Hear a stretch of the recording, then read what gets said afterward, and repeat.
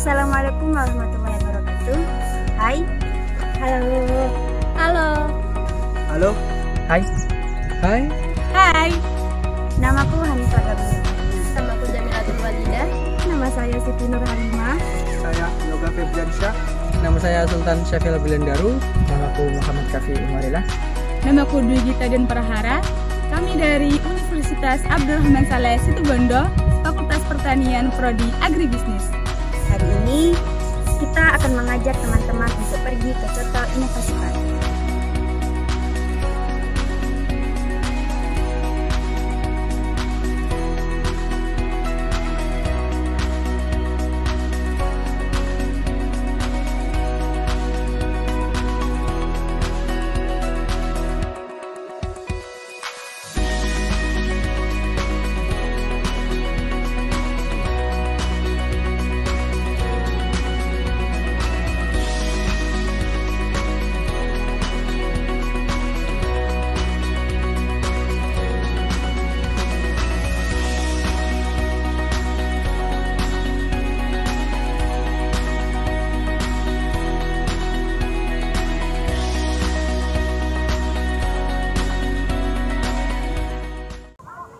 Assalamualaikum warahmatullahi wabarakatuh.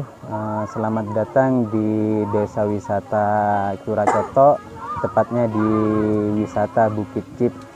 Bukit Cip ini terletak di Kecamatan Kapongan, Desa Curacoto, Kabupaten Situbondo. Ini merupakan salah satu desa wisata yang penuh dengan inovasi. Jadi kalau masyarakat mengenal bukit ini disebut dengan Bukit Cip, bukit pemandian di atas awan. Ini banyak orang yang bilangnya seperti itu. Nah, apa saja sih yang berada di Bukit Cip ini? Salah satunya kita mengarah kepada edukasi. Yang pertama yaitu edukasi tentang teknologi pembangkit tenaga surya atau tenaga matahari. Yang kedua itu ada edukasi agro pertanian, yaitu mina padi. Itu ada padi yang di sekelilingnya itu ada kolam ikannya, jadi perpaduan antara ikan dengan padi tersebut.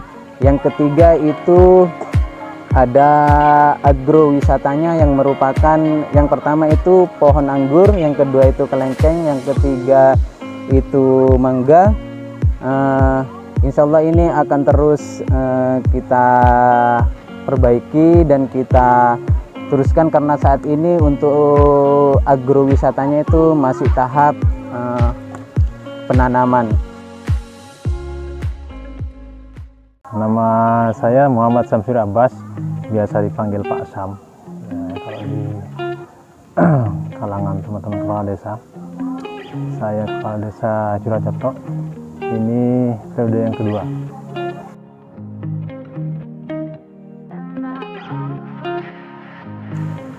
Jadi latar belakang terbentuknya CIP ini sebenarnya bermula dari 2014, sejak pertama kali kami jadi kepala desa. Kami jadi kepala desa di akhir 2013. Kondisi masyarakat masih kemiskinan di angka 80%. Kondisi yang sangat memprihatinkan. Saya sebagai warga desa asli, memang tidak selama ini saya tidak pernah bermukim di desa ini, cuma karena panggilan hati bagaimana merubah kondisi yang sangat prihatin itu menjadi lebih baik.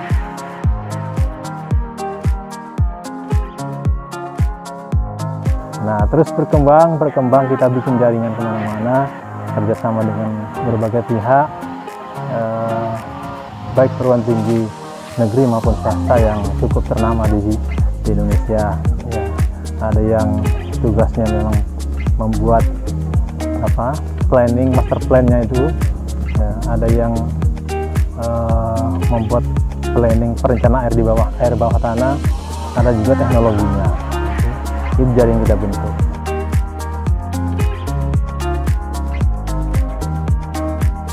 Minyak padi ini bukan minyak padi biasa menurut saya, karena lahan yang kita gunakan bukan lahan pada umumnya minyak padi. Kalau minyak padi ini kan lahannya mestinya airnya banyak, ada ya tidak perlu dialiri, memang ngalir sendiri, tanahnya yang bagus. Ini kan tidak tanah padas dijadikan mina padi. Nah ini kan juga dicoba, inovasi baru bagi kita, tapi alhamdulillah ya sudah mulai hidup, sudah mulai menghijau, ikannya sudah hidup. Alhamdulillah ini airnya dari sisa kolam pemandian, sehingga ini air sekali keluar itu banyak manfaatnya untuk pemandian, untuk kolam ikan. Nanti setelah ini dibuang ke tanaman yang kita juga di area lokasi ini juga insya Allah. Jadi mina padi ini memang uji coba inovasi baru bagi kita ini. Bisa enggak kira-kira tanaman padi itu ditanam di padas? Nah ternyata kan hidup juga, hidup, dan ini full 100% organik, tidak ada unsur kimia sama sekali.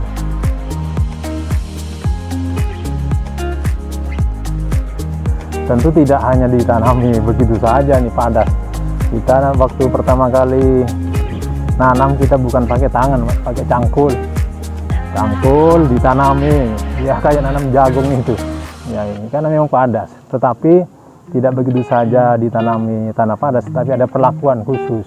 Perlakuan khususnya itu ada campuran. Kita pakai kulit kopi juga, ada dedak, ada dolomit, itu ada kotoran hewan, itu yang kita campur, lalu kita kasih bakteri di dalamnya. Bakterinya yang khusus sebenarnya ya, insya Allah bakteri khusus memang di area-area yang agak kritis-kritis ya lagi bisa. Itulah inovasi yang kita punya. Nah saya kira kalau ditanam sembarangan tanpa perlakuan itu juga ya sulit juga kayaknya itu.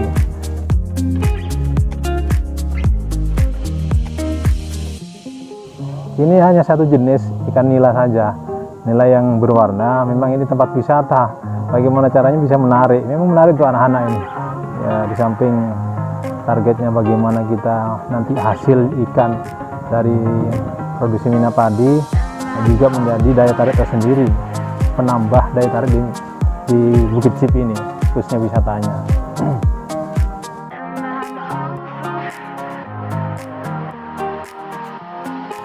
Kendala kita ini di SDM. Nah itu selalu di SDM. Nah, dimanapun kita merintis hal baru, selalu SDM yang menjadi persoalan. Nah itu, oleh karena itu kita perlu memang proses kaderisasi di masing-masing unit.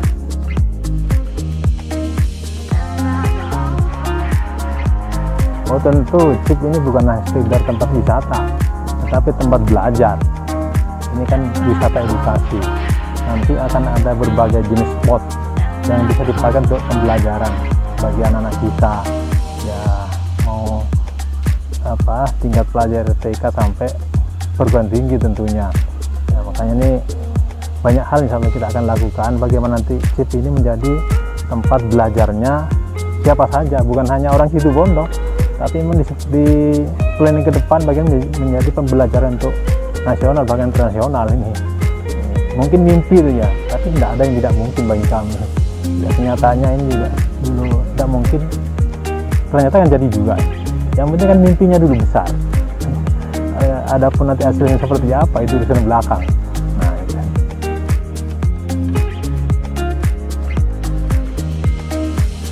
Nah, untuk anak-anak yang muda-muda ini, kami ini hanya perintis. Tentu yang muda-mudanya harus melanjutkannya lebih baik. Nah itu, kami saja bisa, kenapa yang lebih muda yang tidak bisa? Kan gitu, ya kan? Yang penting motivasi hatinya itu dua hal saja sebenarnya agar bisa seperti ini kita kerja. Itu yang pertama ada ketulusan bekerja, itu yang kedua fokus. Kalau tidak punya tulus, tidak ada rasa tulus, tidak fokus, tidak mungkin bisa. Oke fokus tapi tidak tulus, pacar kasih. Tidak terarah. Nah makanya tulus ini kan maknanya luas. Ya, namanya tulus kan ada keikhlasan di dalamnya, ada nilai ibadah yang kita inginkan di dalamnya. Insyaallah fokus, apa yang kita kerjakan ini fokus beneran.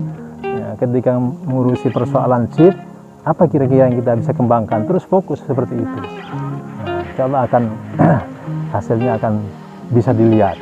Ya, itu makanya hari-hari ini sebenarnya harapan terbesar kami sebenarnya bagaimana ke depan menjadi entrepreneur yang lebih hebat dari sekitar seperti ini. Seperti itu. Kalau kami punya cita-cita mendunia, kenapa enggak? Nanti yang melanjutkan mesti yang muda-muda dong. Itu kami hanya memulai. Ya, tentu nanti kan teknologi berbeda ke depan. Itulah tugas kaum milenial ke depan. Saya kira itu.